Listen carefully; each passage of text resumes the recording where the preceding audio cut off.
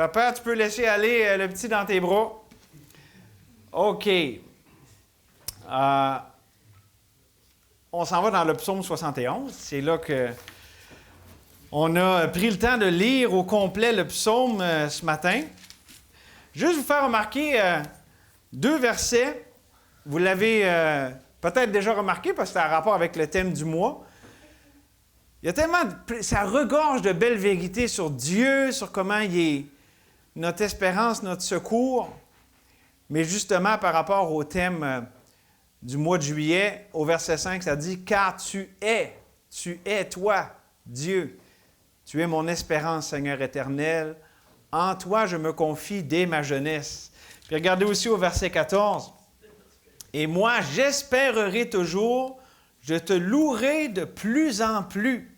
Ma bouche publiera ta justice, ton salut chaque jour, car j'ignore quelles en sont les bornes. » Et vraiment, on voit ici l'espérance du psalmiste, de cet homme qui avait vécu toute une vie avec toutes sortes d'épreuves, mais Dieu ne l'avait jamais abandonné. Et c'est le thème, c'est le titre aujourd'hui, « L'espérance de ne pas être abandonné de Dieu ». J'aimerais qu'on prie. On te remercie, Seigneur, du fait qu'on est réunis ce matin en ton nom, avec ta parole qu'on tient dans nos mains. Et merci que tu es celui qui est au milieu de nous, comme étant celui qui restaure, qui redonne une pleine espérance en toi, qui ranime la foi. Merci aussi que tu es celui qui secourt, qui délivre. C'est vraiment pas en vain, Seigneur, qu'on se confie en toi, qu'on s'attend à toi, parce que tu es le Dieu vivant. Et on vient à toi, Seigneur, avec cette pleine espérance, sachant que nous ne sommes pas abandonnés de toi, sachant qu'il peut y avoir toutes sortes de choses qui nous arrivent dans la vie, mais Seigneur, tu es tellement bon et fidèle, on peut toujours revenir à toi, se confier en toi. Et on te remercie, Seigneur, que c'est comme ça. Merci que tu nous donnes le privilège de te découvrir, d'apprendre de toi, à marcher avec toi, te découvrir comment tu es bon et fidèle, Seigneur. On vient à toi ce matin, alors qu'on considère ta parole pour être enseigné de toi, transformé à ton image. On te prie ces choses au nom de Jésus. Amen. Vous savez, le passage qu'on vient... en fait, on a lu le psaume au complet, puis là, j'ai juste fait ressortir le thème de l'espérance. Mais vraiment, je pense qu'on peut voir dans ce psaume l'espérance que David avait de ne pas être abandonné de Dieu. Malgré des fois comment ça peut être difficile, cet homme qui avait vécu, qui avait vieilli et qui continuait d'avoir des temps difficiles parce que la vie sur Terre, on est dans un monde déchu. Il ne faut pas s'attendre à ce que tout va devenir parfait comme ça, ici-bas sur Terre, non. Jésus lui-même, qui était le Fils de Dieu parfait, est un homme de douleur accoutumé à la souffrance.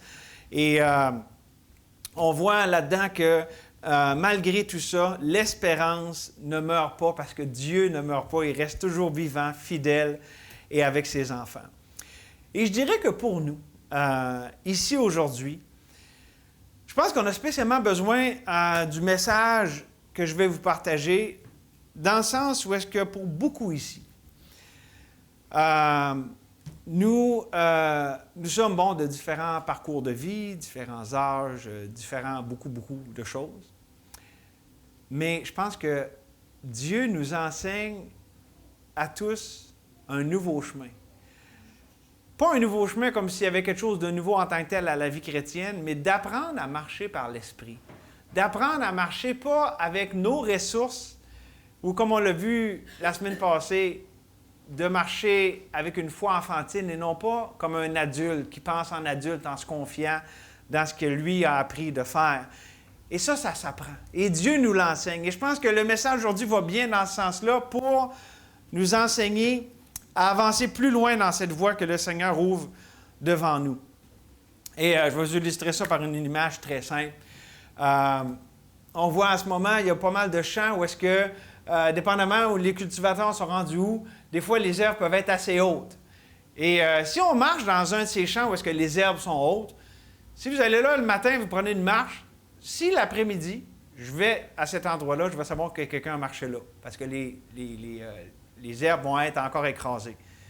Si vous allez là 2 fois par jour pendant 1 an, vous allez savoir que c'est votre sentier, parce que ça va être devenu un sentier. Si vous allez là pendant 20 ans, va savoir que c'est vraiment un endroit qui est très fréquenté parce qu'il va y avoir même des ornières. OK? C'est ça, l'habitude comme ça va créer des ornières. Et c'est vrai dans le monde spirituel.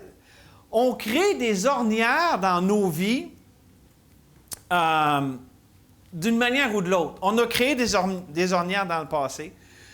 On a eu des habitudes qu'on a développées et qui se sont tellement ancrées. C'est comme un sentier qui est tellement emprunté, comme ça fait des ornières.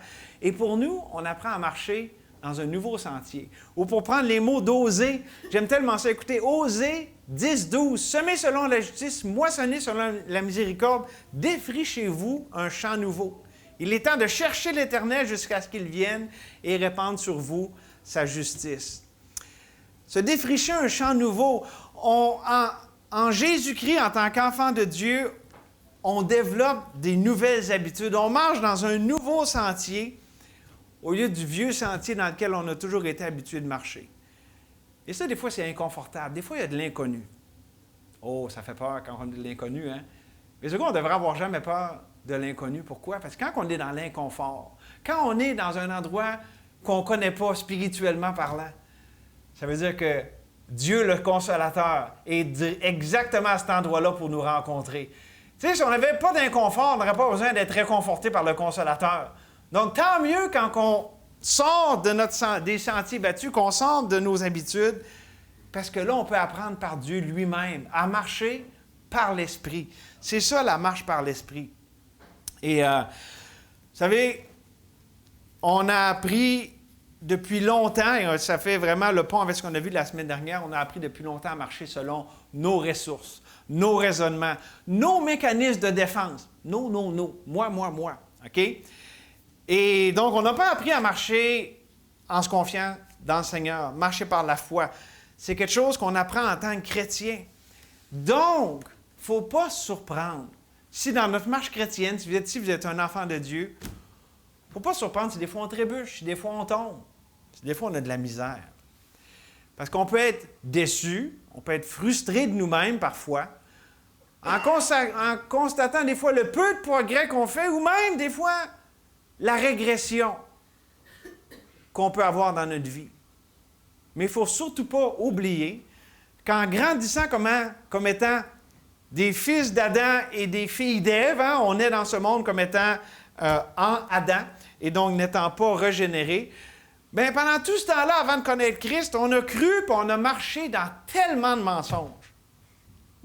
C'est devenu une seconde nature, c'est devenu une façon de penser qui nous est intégrée. Et ça a produit un sentier, des ornières qui semblent si naturels pour nous autres. On est habitué de marcher comme ça, puis, OK? Ça semble si naturel que toute autre façon de penser, de marcher, semble étrange. Et là-dessus, je vais vous dire une phrase, je vais la répéter à travers le message, mais on s'en rend compte dans l'épreuve. On s'en rend compte quand on est face à l'inconnu. Quand on n'a pas les ressources, justement, disponibles, on est au dépourvu. Et écoutez bien la phrase que je vais vous dire. Ce qui ne nous a pas par un coup dur, finit par nous avoir à l'usure. Ce qui nous a pas... Tu sais, des fois, on a des coups durs dans la vie. Puis des fois, ça nous fait tomber, ça nous fait trébucher. Mais ce qui ne nous a pas comme ça, par un coup dur, où est-ce qu'on s'appuie sur le Seigneur, on se relève, des fois, ça finit par nous avoir à l'usure. C'est pour ça que c'est tellement important, c'est vital de développer, de garder cette espérance dans le fait de ne pas être abandonné de Dieu. Il y a des coups durs, mais aussi il y a des choses qui nous ont à l'usure. Mais Dieu ne nous abandonne jamais. Dieu est toujours avec nous. Il est un refuge, on l'a vu. Il y a tellement d'expressions dans les psaumes pour dire qu'il est un rocher, une autre retraite. Il est un bouclier. Et donc, tout ça, c'est ce que le Seigneur nous apprend lorsqu'on est un enfant de Dieu. Ou pour le dire autrement, le Seigneur nous apprend à nous tenir en lui. Savez-vous, c'est pas un hasard que dans ce fameux passage d'Éphésiens 6 sur la guerre spirituelle, sur l'armure spirituelle, puis tout ça, le Éphésiens 6, les versets 10 à 18, à 3 reprises, ça nous parle de se tenir, de tenir ferme. En fait, ça dit, revêtez-vous de toutes les armes de Dieu afin de pouvoir tenir ferme contre les ruses du diable.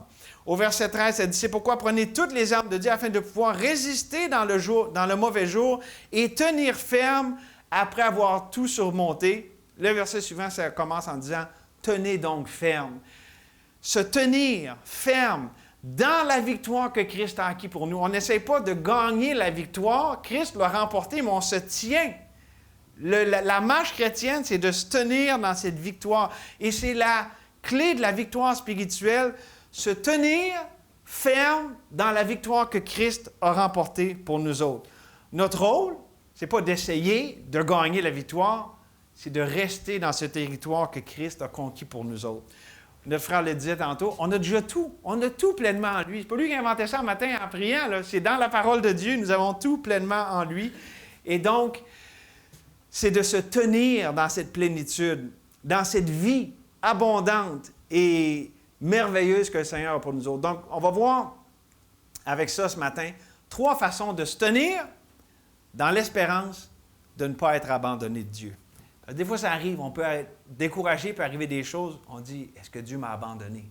Non, on peut avoir, puis l'espérance, c'est pas, oh, j'espère que Dieu ne m'a pas abandonné. Non, c'est, l'espérance, c'est la foi qui ne voit pas encore, mais qui est tellement certaine. Est-ce qu'ici, il y en a qui espèrent que le Seigneur va revenir bientôt?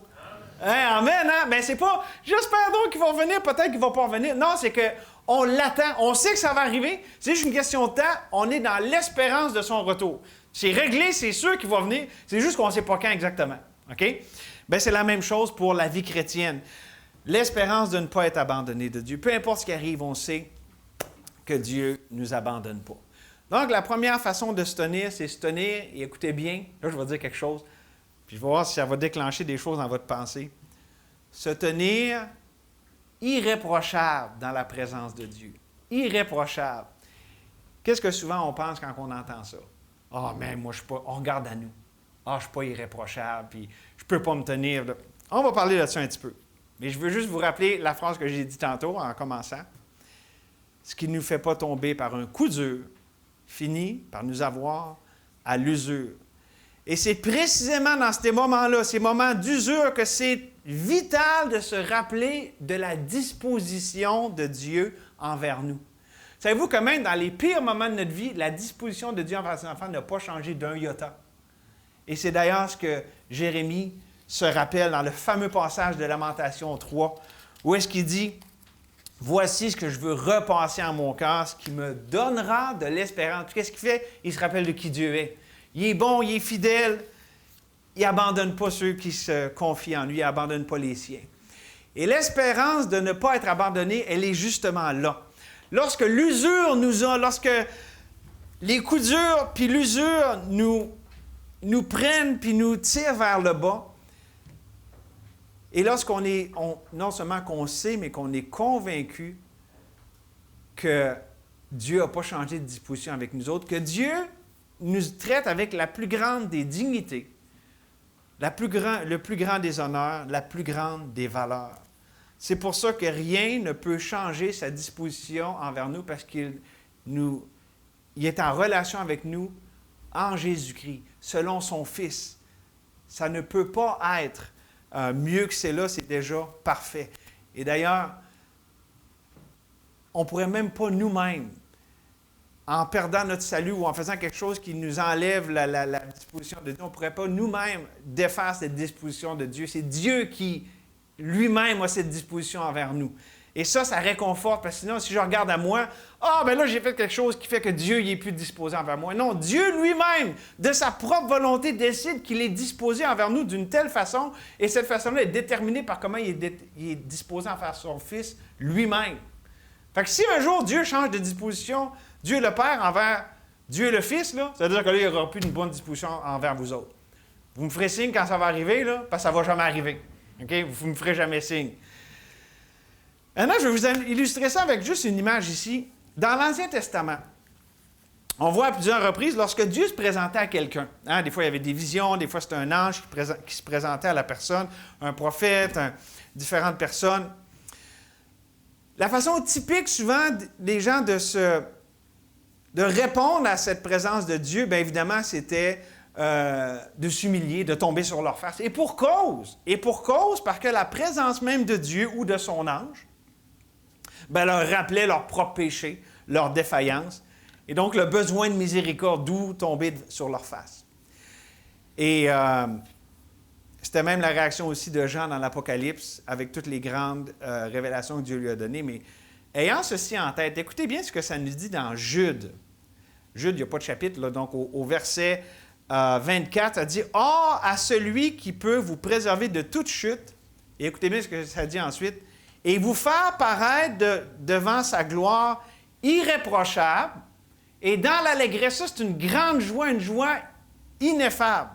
À Dieu seul, notre Sauveur, par Jésus-Christ, notre Seigneur, soit gloire, majesté, force et puissance, dès avant tous les temps, et maintenant, et dans tous les siècles. Amen. » Nous faire paraître devant lui irréprochable et dans l'allégresse. Le premier point de notre message, c'est se tenir irréprochable dans la présence de Dieu. Et on voit qu'à cause de l'œuvre parfaite et complète de Jésus-Christ en notre faveur, on peut se tenir devant Dieu sans reproche. Pourquoi? Parce qu'il nous a donné sa justice. Il nous a lavé de tous nos péchés. D'où les expressions qu'on voit. Puis là, je vous amène 2 passages d'Hébreux. Parce que dans Hébreux, c'est beaucoup amené toute l'idée comment on s'approche de Dieu. Dans l'Ancien Testament, c'était tout imparfait avec les sacrifices qui étaient toujours à recommencer. Puis l'auteur d'Hébreux nous dit, maintenant, là, c'est parfait. Parce que Jésus a ouvert l'accès à Dieu. Maintenant, ça dit au chapitre 4, Hébreux 4, 16, « Approchons-nous donc avec assurance du trône de la grâce afin d'obtenir miséricorde et de trouver grâce, afin d'être secourus dans nos besoins. » Puis écoutez aussi au chapitre 10, je commence au verset 19. « Ainsi donc, frères, nous avons au moyen du sang de Jésus une libre entrée dans le sanctuaire. » Ça, c'est la présence même de Dieu. « Par la route nouvelle et vivante qu'il a inaugurée pour nous au travers du voile, c'est-à-dire de sa chair.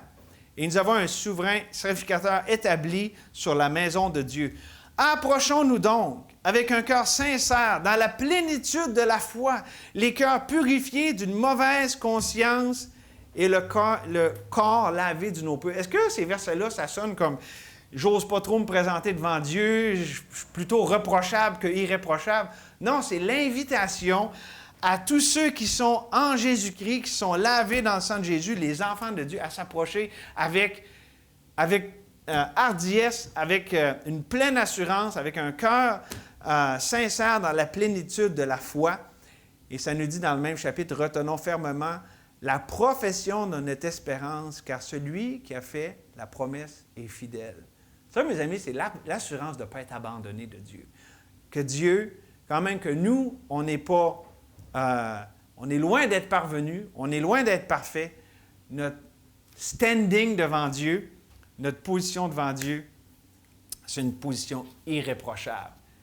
Et rajoutons à ça, dans l'allégresse, on peut se tenir avec lui dans la joie d'avoir été gracié, pardonné par Jésus-Christ. Maintenant, toujours dans Hébreux, écoutez ceci. Je n'ai pas fini, il y a du bon stock dans Hébreux par rapport à la présence de Dieu. Au chapitre 7 et verset 18, ça dit « Il y a ainsi abolition d'une ordonnance antérieure, ça c'est l'Ancien Testament, à cause de son impuissance et de son inutilité, car la loi n'a rien amené à la perfection. Et introduction d'une meilleure espérance par laquelle nous nous approchons de Dieu. » Une meilleure espérance par laquelle nous nous approchons de Dieu. Ça, c'est tellement vital. Pourquoi? Parce que qu'est-ce que Satan nous dit lorsqu'on pêche? Lui, l'accusateur des frères. Hein? On apprend que son rôle, là, on apprend ça dans Apocalypse 12-10, c'est l'accusateur des frères. Jour et nuit, il accuse devant le Père. Bien, Satan, là, il nous fait croire, il veut nous présenter Dieu comme quelqu'un d'inapprochable et d'implacable. « Ah, t'as péché, t'as-tu vu? » Puis là, il nous accuse. Puis là, on dit, ben oui, c'est vrai, ça n'a pas de bon sens. Dieu doit tellement pas être content de moi. Mais que fait Dieu dans la même situation, à la lumière de la Nouvelle Alliance? Écoutez la réponse. Hébreux 12, à partir du verset 18. « Vous ne vous êtes point approchés d'une montagne qu'on pouvait toucher et qui était embrasée par le feu. » Ça, c'est le mont Sinaï, c'est l'Ancienne Alliance. ni de la nuée, ni des ténèbres, ni de la tempête, ni du retentissement de la trompette, ni du bruit des paroles, tels que ceux qui l'entendent dire, demandant qu'il ne leur en soit pas adressé une de plus, car ils ne supportaient pas cette déclaration. Même si une bête touche la montagne, elle sera lapidée. Et ce spectacle est si terrible que Moïse dit, « Je suis épouvanté, tout tremblant. » Mais, verset 22, « Vous vous êtes approchés de la montagne de Sion, de la cité du Dieu vivant, de la Jérusalem céleste, des myriades qui forment le cœur des anges, de l'assemblée des premiers-nés, inscrits dans les cieux, du juge qui est le Dieu de tous, des esprits des justes parvenus à la perfection, de Jésus qui est le médiateur de la nouvelle alliance, et du sang de l'aspersion qui parle mieux que celui d'Abel. » Donc, qu'est-ce que Dieu fait lorsque Satan nous accuse, lorsqu'on se sent nous-mêmes accusés par notre propre conscience, lorsqu'on pêche? Bien, il nous rappelle qu'en vertu de la nouvelle alliance, en vertu du sang de Jésus, on peut se tenir devant lui de façon irréprochable. Parce que c'est lui qui a ouvert le chemin, c'est lui qui nous a fait rentrer. Ça, mes amis, il faut qu'on se le rappelle, parce que comment que les chrétiens se découragent, abandonnent, tombent, bronchent, c'est quand ils oublient ça. C'est quand ils tombent dans la mentalité de la performance, où est-ce qu'ils disent, bien là, je n'ai pas performé, donc Dieu n'est pas content, donc. Puis là, c'est une pente descendante qui nous tire vers le bas. Puis n'ayez pas peur. Si quelqu'un pense de même, il ne va pas faire... s'il apprend à ne pas penser de même, il ne va pas faire... il ne va pas essayer d'excuser le péché puis faire comme si le péché n'était pas important dans sa vie. Non, parce que la deuxième, tu sais, dans le fond, s'enorgueillir puis dire, bien, je vais pécher afin que la grâce abonde. Non, parce que la deuxième façon de se tenir devant Dieu nous rappelle ça.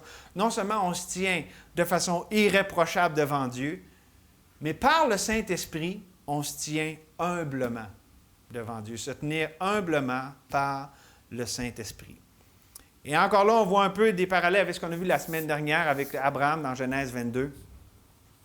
La posture spirituelle que nous devons rechercher devant Dieu, selon justement ce que nous sommes en Jésus-Christ, c'est celle d'un enfant. On est des enfants de Dieu.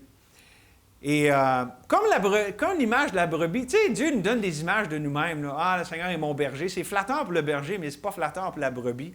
Bien, même pour un adulte, des gens ici, là, tu sais, on a appris, là, toutes sortes de choses dans la vie, de se faire appeler un enfant et dire tu dois être un enfant, bien, c'est pas très flatteur. Ça ne vient pas chercher une fibre en nous comme hey, wow, moi, je suis tellement content d'être comme un petit enfant dépendant qui décide de rien.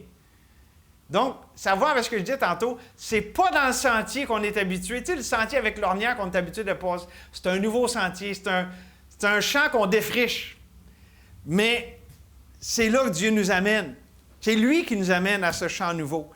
C'est pas flatteur, mais c'est surtout réconfortant. Ah, je suis un enfant, mais je suis un enfant du meilleur des papas qu'il n'y a pas dans le monde, dans l'univers. Ça, c'est réconfortant. Maintenant, je vais vous amener une autre illustration qui, j'espère, va vous aider à comprendre un peu ce que je veux dire là. Si je marche de même comme ça, je vous fais-tu penser à quelqu'un?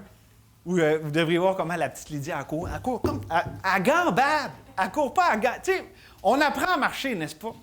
Bien, quand on apprend à marcher, là, puis pour les côtes, c'est quand même assez... Bien, puis les Tessiers aussi, ça fait un petit bout. En tout cas, Cédric, tu sais, quand ils commencent à marcher, puis ils sont de même, puis ils font 2-3 pas, paf, ils tombent, puis... Imaginez-vous, là, le parent, il est là, puis il y a une petite distance, mettons, à peu près comme ça, là. « Hey, viens-t'en, là, viens-t'en! » Puis là, il se tient, là, puis là, il part dans le vide, là, puis là, il fait 3-4 pas, puis il réussit à se rendre à nous autres. Là, imaginez-vous la scène. Le petit bout de chou est là, puis là, viens-t'en, viens-t'en! Puis là, il s'en vient. Là, il tombe après 3 pas. Ben voyons donc! T'es pas de faire 10 pas alors que t'es rendu. Voyons, là!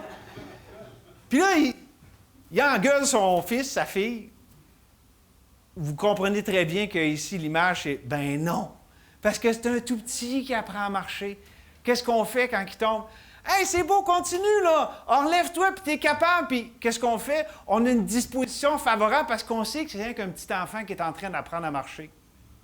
Savez-vous que notre Père céleste, écoutez bien ça, là, c'est exactement, il y a la disposition qu'envers nous autres. Il sait qu'on est des petits-enfants qui sont dans un nouveau sentier, on ne sait pas comment ça marche.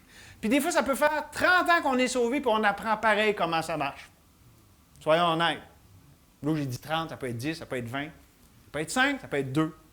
C'est pas le nombre qui compte, c'est l'idée d'apprendre cette marche par l'Esprit, cette marche d'un enfant.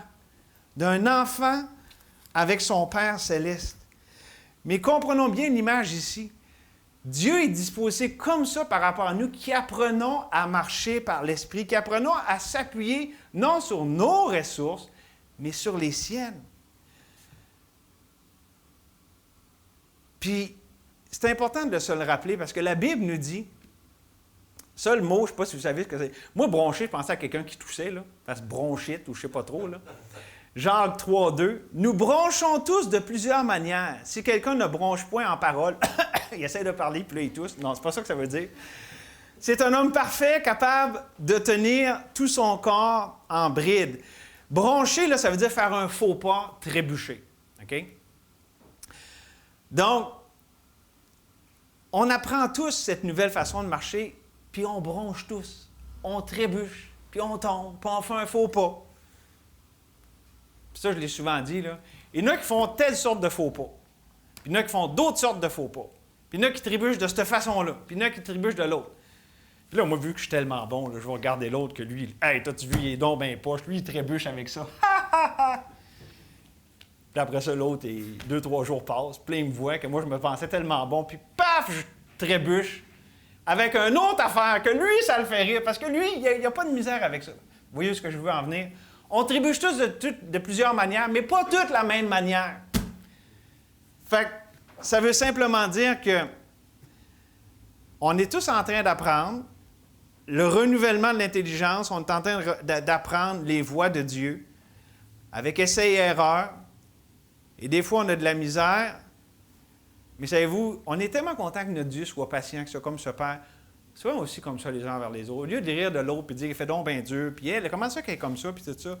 Ayons cette même disposition favorable envers nos frères et nos sœurs qui, oui, des fois ont de la misère avec des affaires que nous, on trouve ça donc bébé fafa. Mais on n'a juste pas le même problème. Soyons pleins de grâce et de bonne disposition les uns envers les autres. Mais au-delà des relations humaines, là, avec toute leur imperfection, là, n'oublions jamais, là, dans toute l'aventure de la foi, là, apprendre à marcher par la foi, là, le juste vivra par la foi, là, dans toute cette aventure-là, notre Père céleste est notre plus grand supporter et notre plus grand allié. Il est là, puis il nous appelle constamment à lui, là, viens, fais-moi confiance, vas-y, fais le pas que je te demande à faire. Il nous appelle à lui. Puis quand on arrive dans ses bras, on dit « Wow, t'es tellement bon ». Puis là, on découvre notre Dieu, puis on se réjouit dans tout ce qu'il est en train de faire avec nos vies. Et ça n'a pas de prix. En fait, c'est ça la plus grande récompense de la vie chrétienne, c'est de découvrir le Dieu qui nous a sauvés, qui nous a restaurés, puis qui continue constamment de nous délivrer de la puissance du péché qui nous enveloppe si facilement. Et c'est ça l'espérance, la certitude de ne pas être abandonné de Dieu. Il est toujours là avec nous autres. Donc, ça nous amène à nous tenir de façon humble par le Saint-Esprit.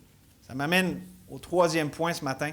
Non seulement se tenir de façon irréprochable devant Dieu, se tenir humblement par le Saint-Esprit, mais aussi se tenir confiant par l'œuvre de Jésus-Christ. C'est un message trinitaire ce matin. Irréprochable devant Dieu le Père, humblement par Dieu le Saint-Esprit et confiant par Jésus-Christ notre Seigneur. Vous connaissez 2 Corinthiens chapitre 5, verset 21 qui dit « Celui qui n'a point connu le péché, il l'a fait devenir péché pour nous, afin que nous devenions en lui justice de Dieu. » On peut se tenir confiant parce que Christ a fait de nous des saints. Il nous a lavés, on est totalement acceptés dans le bien-aimé par l'œuvre de Christ, donc on peut être confiant. Pas chancelant, mais confiant à cause de l'œuvre de Christ en notre faveur. Et ça, cette confiance-là, cette bénédiction-là, c'est la base de ce qu'on lit dans Romains 5, 17. Je vous ai dit que ce verset-là, c'est tellement merveilleux. C'est un grand négligé de la parole, en tout cas dans ma vie, là, je veux dire, comment ça que je n'ai pas plus médité ce verset-là? D'ailleurs, il faudrait que je l'apprenne par cœur. Si par l'offense d'un seul, la mort a régné par lui seul, puis là, ça parle d'Adam, parce que c'est la discussion qu'il y a dans Romains 5, comparaison d'Adam en Adam puis en Jésus. Ça dit, à plus forte raison, ceux qui reçoivent l'abondance de la grâce et du don de la justice, ça c'est tout ce qui est en Jésus-Christ, donc à plus forte raison, régneront-ils dans la vie par Jésus-Christ, lui seul. Régner dans la vie. Ça, là, c'est la bonne nouvelle de ce qu'on est en Jésus-Christ. En tant que chrétien, c'est constant, c'est toujours, on peut être confiant de ce que Dieu a fait de nous autres en Jésus-Christ. Puis là, à ce sujet-là, je vais amener quelque chose. Tu sais, la bonne nouvelle. Des fois, on dit ça, hey, ça c'est bon, la bonne nouvelle pour les non-sauvés. Ils ont besoin d'entendre la bonne nouvelle de Jésus-Christ. Je veux juste revenir sur le simple mot « nouvelle ». Bon, moi, je n'écoute pas trop les nouvelles, là, parce que je pense qu'on est pas mal d'une église de personnes qui n'écoutent pas trop les nouvelles. En tout cas, on ne va pas mettre une étiquette là-dessus parce que ça commence par C puis ça finit par « ist ». Puis au milieu, c'est « on plotis ». Je ne l'ai pas dit, ça ne sera pas banni sur YouTube. Non, mais une nouvelle, la bonne nouvelle. Est-ce que la nouvelle nous dit « Hey, faut que vous fassiez ci, vous fassiez... » Ben là, je suis en train de me tromper moi-même parce que beaucoup les nouvelles, pendant 2 ans, ça nous disait « Faut que vous fassiez ci, puis il ne faut pas faire ça. » Mais une nouvelle, normalement, ça nous dit ce qui est arrivé, ce qui a été fait. La bonne nouvelle de Jésus-Christ, c'est pas « Hey, tu as besoin de faire ça, puis ça, pour que Dieu soit content. » Non, la bonne nouvelle, c'est ce que Jésus a fait. Puis c'est pour ça que c'est une bonne nouvelle, parce que c'est accompli, c'est déjà fait. Puis on se confie là-dedans, c'est déjà arrivé, ça a été fait. Tout est accompli. En fait, c'est la nouvelle du fait qu'on a été sorti d'être en Adam, puis on est maintenant en Jésus-Christ. On a été placé en lui. On a reçu une nouvelle justice qu'on n'avait pas, une nouvelle identité. On a été libéré du joug, du contrôle, de l'esclavage, du péché, de la loi, puis de la chair. Ça, c'est une bonne nouvelle. Puis c'est pas comme tu as besoin de faire quelque chose pour que ça arrive dans ta vie. Non, c'est une nouvelle. Là. C'est passé, puis on en bénéficie. C'est la bonne nouvelle. Et donc, on n'est plus sous le joug de notre chair, de la performance, mais on est placé sous le règne de la grâce. On vient de le voir ici. Le règne de la grâce. Je le relis à plus forte raison, ceux qui reçoivent l'abondance de la grâce et du don de la justice régneront-ils dans la vie par Jésus, lui seul. Pour le mettre dans d'autres mots, c'est d'être sous le contrôle bienveillant et rédempteur du Dieu de toute grâce. C'est être uni à Jésus-Christ dans sa vie et dans le règne de sa vie sur nous autres. C'est le règne bienveillant de celui qui fait toutes choses de façon merveilleuse. Et ça, c'est l'espérance de ne pas être abandonné de Dieu. On peut être confiant. La bonne œuvre que Dieu a commencée en nous, il va la rendre parfaite pour le jour de Christ. Et je termine avec une simple pensée ce matin. On peut dire, ah ouais, je suis content, j'entends des belles vérités sur la parole de Dieu, puis tout ça, mais savez-vous quoi? La clé, le secret pour en jouir pleinement, c'est simplement d'y revenir, d'y repasser, de retourner là. On parle de défricher un champ nouveau, de remarcher constamment dans cette place-là. Ou pour prendre d'autres mots, saturer nos cœurs de ces vérités-là. Saturer nos cœurs, nos pensées, du fait qu'on se tient devant Dieu de façon irréprochable à cause de ce qu'il a fait de nous autres. Et évidemment, on se tient de façon humble parce que le Saint-Esprit nous rappelle tout le temps qu'on est des enfants, qu'on apprend, puis oui, des fois, on bronche. Mais on peut être confiant parce qu'on se tient par l'œuvre parfaite de Jésus-Christ. Ça, saturer nos cœurs de ça, revenir à ça, repasser sur ce sentier, ça nourrit l'espérance du fait que peu importe ce qui arrive dans les aléas de la vie, dans les attaques spirituelles, les déceptions relationnelles, on n'est pas abandonné de Dieu. Ce n'est pas la preuve que Dieu nous a abandonnés. En fait, quand on repasse ces vérités dans nos cœurs, c'est la preuve que Dieu nous aime, puis il s'occupe de nous, puis il fait juste nous rappeler, « Hey, tu as encore besoin de moi. Hey, j'ai pas fini d'avoir des rendez-vous avec toi. Je suis là. Confie-toi en moi, tourne-toi vers moi, et tu vas être rayonnant de joie. » Autrement dit, Dieu nous ramène tout le temps là où il veut qu'on soit, dans sa présence, dans la dépendance d'un enfant de Dieu, d'un petit enfant avec son Père. Et qu'on puisse apprécier ça. Il y a une beauté, il y a une bénédiction là-dedans. Il y a quelque chose de bienfaisant. Il y a vraiment un réel bonheur à se remettre, se ramener tout le temps dans cette position-là face à notre Dieu. Non, il ne nous abandonne pas. Non, il n'est pas mauvaisement disposé envers nous. Il est favorablement disposé envers nous. Et j'ai 2 questions pour terminer. Est-ce que tu connais cette grâce d'être sauvé par Jésus-Christ? Je pense que la majorité ici vont dire, oui, j'ai été sauvé un jour par la grâce de Dieu, j'ai mis ma foi en Christ et je suis né de nouveau par sa grâce. Amen, gloire à Dieu. Si vous n'êtes pas sauvé, si le Saint-Esprit vous montre, non, tu n'es pas encore en Jésus-Christ, tu n'es pas encore sauvé, tournez-vous vers lui, confiez-vous dans son sacrifice parfait. Et si vous êtes ici et vous êtes un enfant de Dieu, voici ma question pour vous. Est-ce que tu l'apprécies? Savez-vous ce qui arrive souvent? Je reviens avec mon sentier. J'étais parti avec ça au début. Des fois, on n'apprécie pas le sentier de Dieu parce qu'on dit, mais là, il y a des mauvaises herbes là. Puis, c'est pas aussi confortable que mon bon vieux sentier qui était tellement. Je pouvais marcher les yeux fermés là-dedans. Et là, avec Dieu, ça, c'était pas supposé être là dans le sentier. Mais il me semble que c'est pas normal que ça soit le même un sentier quand on marche. Puis là, on n'apprécie plus.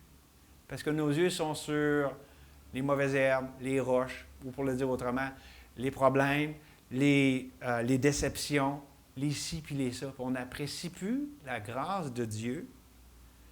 Pas parce que Dieu n'est pas plein de grâce, ça. À cause du sentier par lequel il nous fait passer, on regimbe, puis on perd ce cœur d'enfant qui dit « Bien, moi, je ne sais pas où je m'en vais, puis je suis mon papa, puis je le prends par la main, puis c'est lui qui décide où est-ce qu'on va, puis où est-ce qu'on va, bien, c'est là qu'on est supposé d'aller. » Quand on perd ça, on perd l'essentiel, c'est-à-dire avoir les yeux sur celui qui nous a sauvés.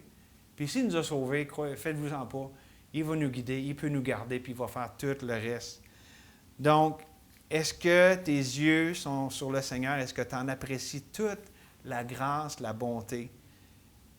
Et ça m'amène à terminer avec ce verset. Je l'ai lu tantôt, mais je le relis. En fait, ces 2 versets-là, et c'est ma conclusion avant que je prie. Or, à celui qui peut vous préserver de toute chute et vous faire paraître devant sa gloire irréprochable et dans l'allégresse. À Dieu seul, notre Sauveur par Jésus-Christ, notre Seigneur, soit gloire, majesté, force et puissance, dès avant les temps et maintenant et dans tous les siècles. Amen. Ah, Seigneur, merci que on a ta parole qui nous ramène dans le bon sentier. Merci, Seigneur, que toutes tes voies sont parfaites, ta parole est éprouvée et tu es un bouclier pour tous ceux qui se confient en toi. On ne veut pas enlever nos yeux, Seigneur, de sur toi. Oui, tu as un sentier pour chacun de nous. Tu nous appelles à défricher un champ nouveau. Les ornières ne sont pas nécessairement très formées nécessairement pour la marche par l'Esprit, mais ce n'est pas grave, parce que tu es là. Et on sait, Seigneur, on le sait, tu ne nous as pas abandonnés. Merci pour ça. Merci que,